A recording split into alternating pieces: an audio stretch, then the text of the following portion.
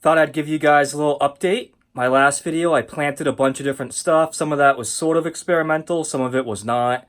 But I told you I'd keep you updated, and that's what I'm going to do. So I'm going to show you some of the things that I planted. Some stuff doing great, other stuff not doing so good.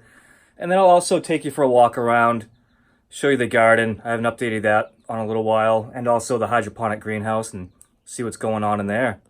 So we get this camera turned around and we will get going. Start with the green peas. These are tendril peas, and they're pretty much ready to harvest. They got some pretty uneven germination.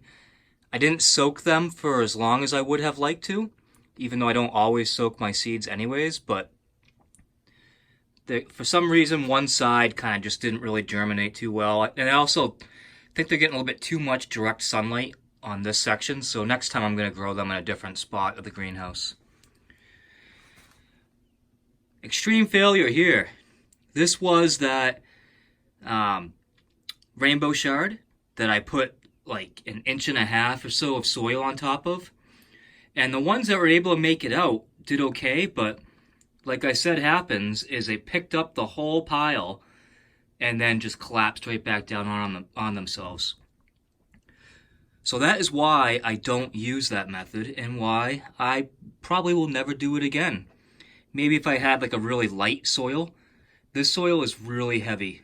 This is that Kellogg soil that I like and dislike. I'll explain more about that as we go on here.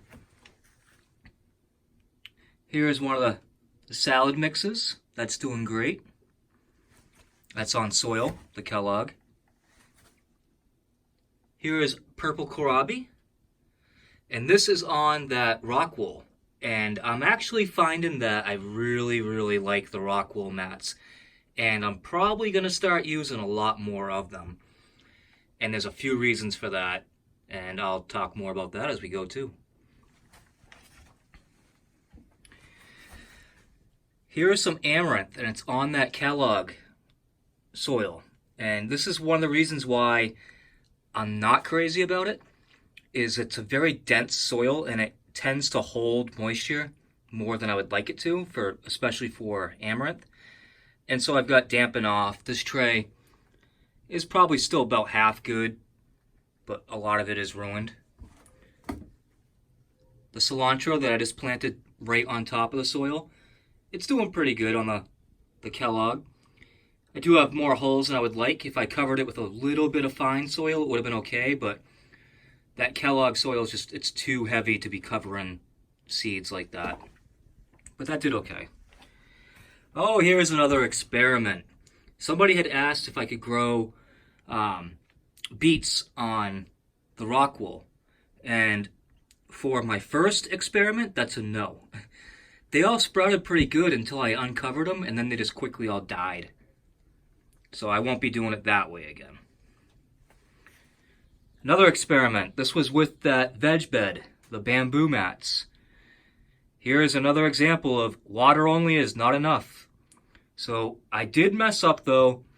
After I uncovered them about 2 days after, I didn't get to them in time and they dried out, which was one of my concerns with this, because it's such a thin, light mat.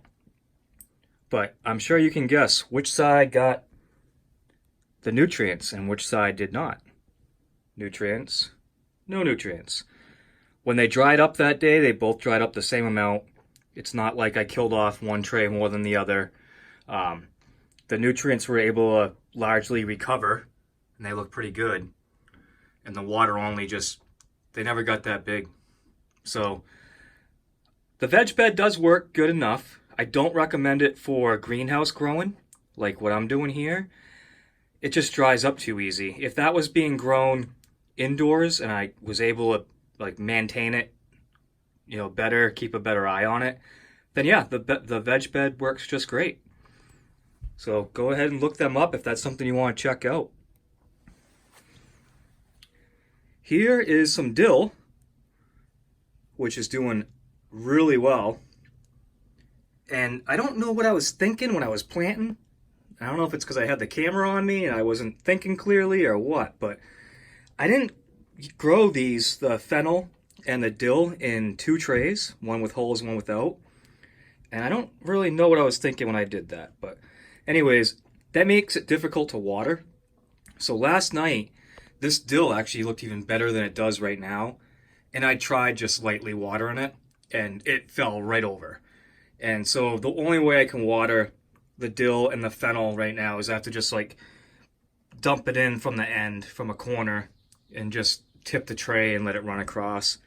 Not ideal by any means, but the dill is looking really, really nice. And the fennel isn't doing as good, but I did plant about half the density I did of the dill. So if I would have increased the density, it probably would have done a lot better. But it's still growing okay. It's just a really, really sparse tray.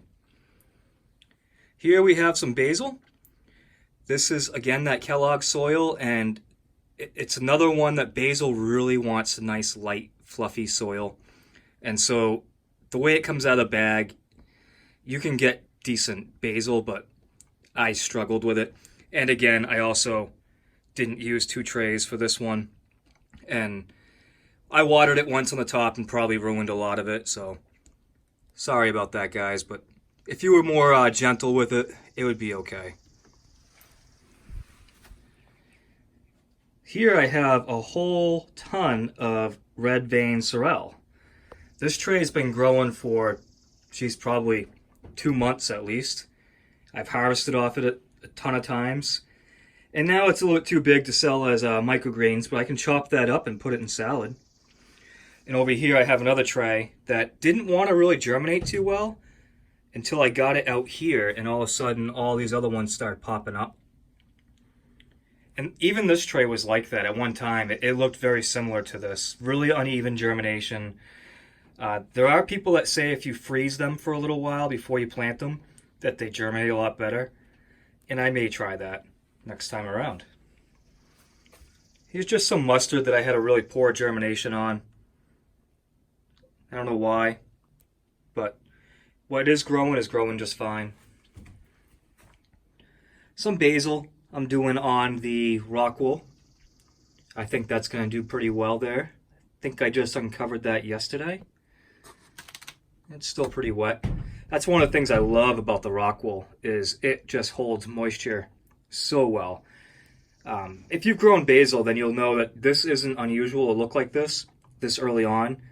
It starts off really thin, and it doesn't take long before it really starts to fill in.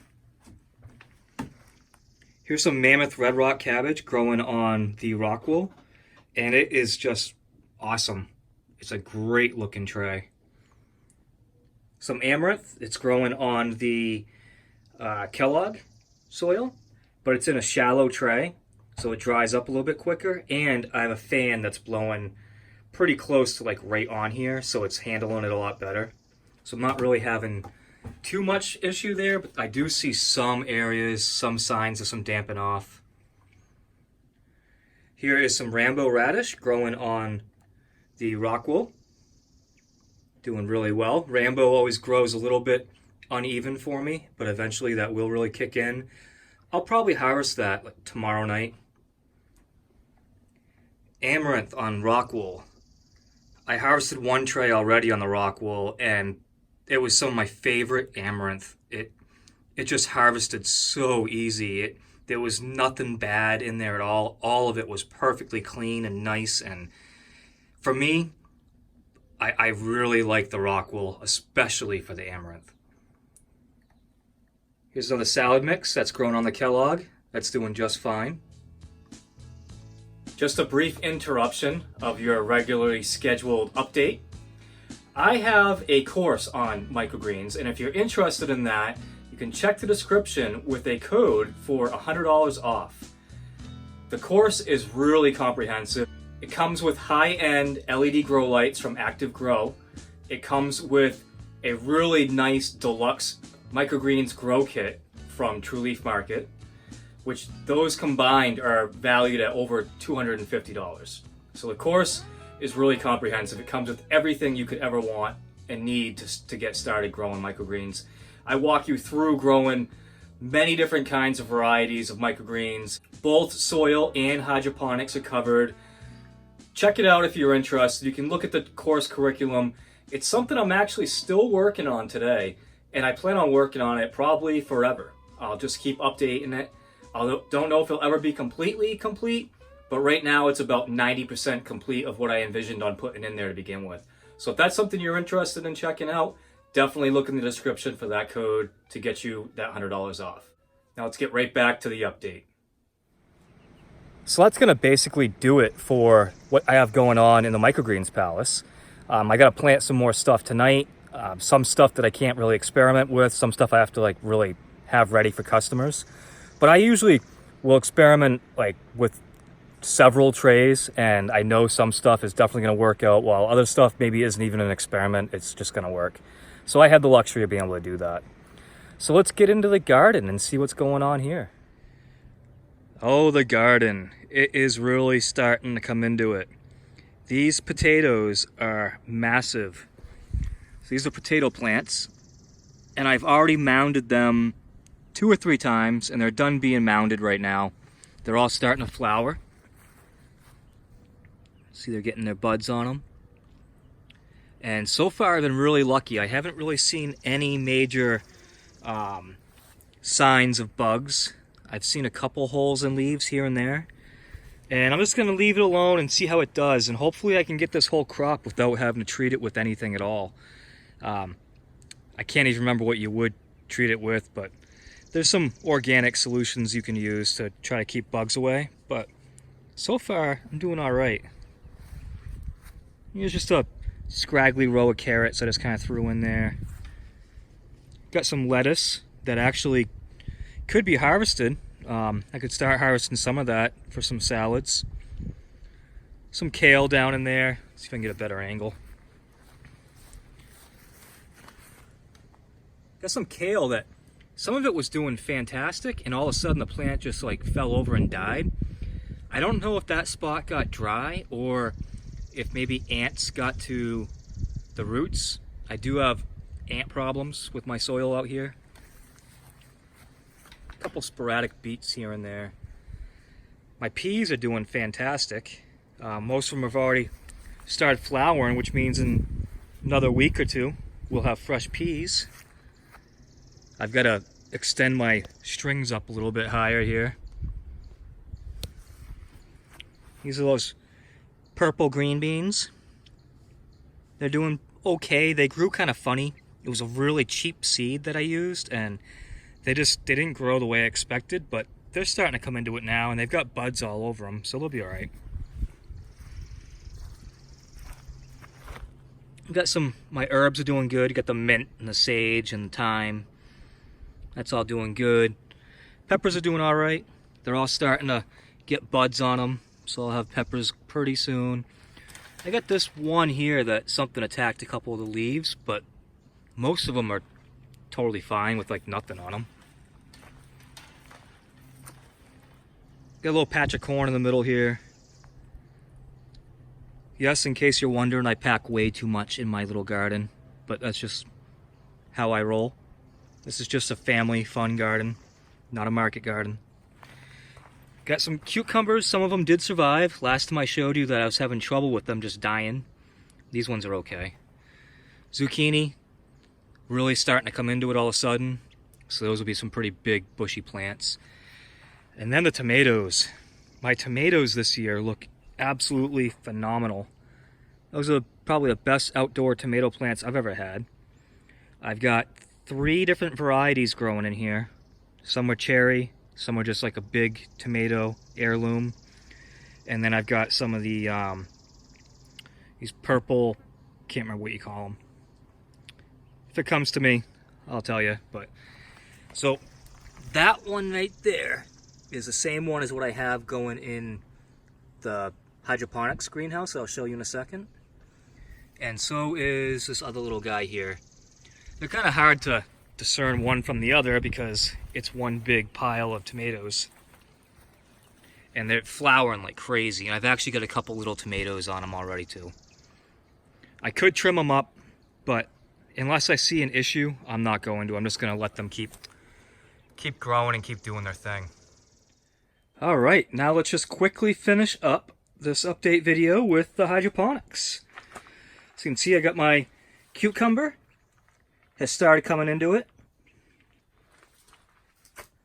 Strawberries are starting to really come into it. They're starting to produce all kinds of new flowers, and so my vision was to have this whole thing become like a big mess of strawberries, and it looks like I might get my wish there. Broccoli is really growing.